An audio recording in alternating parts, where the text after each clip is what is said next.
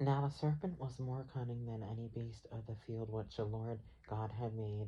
And he said to the woman, Has God indeed said, You shall not eat of every tree of the garden?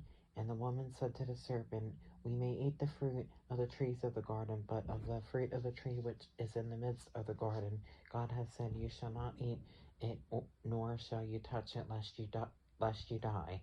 Then the serpent said to the woman, You will not surely die, for God knows that in the day you eat of it, your eyes will be open, and you will be like God, knowing good and evil.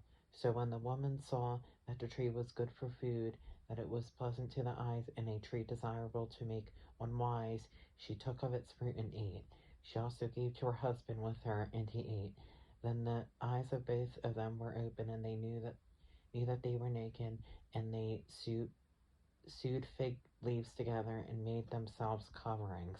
And they heard the sound of the Lord God walking in the garden in the cool of the day, and Adam and his wife hid themselves in the presence of the Lord God among the trees of the garden. Then the Lord God said, Then the Lord God called to Adam and said to him, Where are you? So he said, I heard your voice in the garden, and I was afraid because I was naked, and I hid myself. And he said, Who told you that you were naked? Have you eaten from the tree of which I commanded you that you should not eat? Then the man said, The woman whom you gave to be with me, she gave of the tree, and I ate. And the Lord God said to the woman, What is this you have done? The Lord, the what?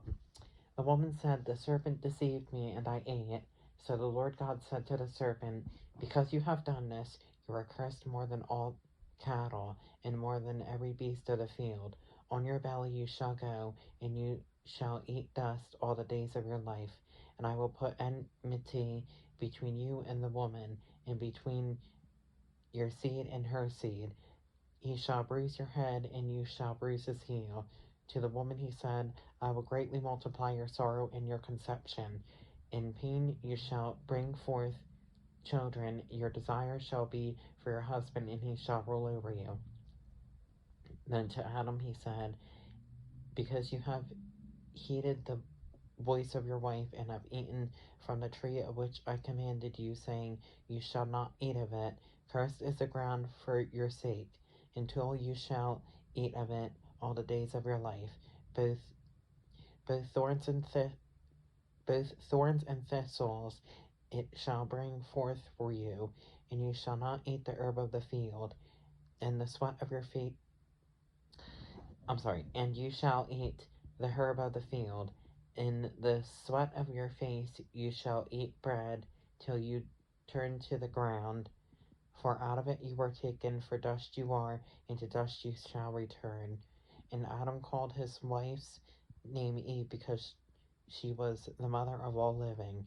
Also for Adam and his wife the Lord God made tunics of skin and clothed them. Then the Lord God said, Behold, the man has become like one of us, to know good and evil. And now, lest he put out his hand and take also of the tree of life, and eat and live forever.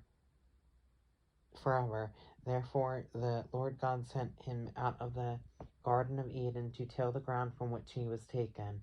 So he drove out the man, and he placed cherubim at the east of the Garden of Eden, and a flaming sword which turned every way to guard the way to the tree of life.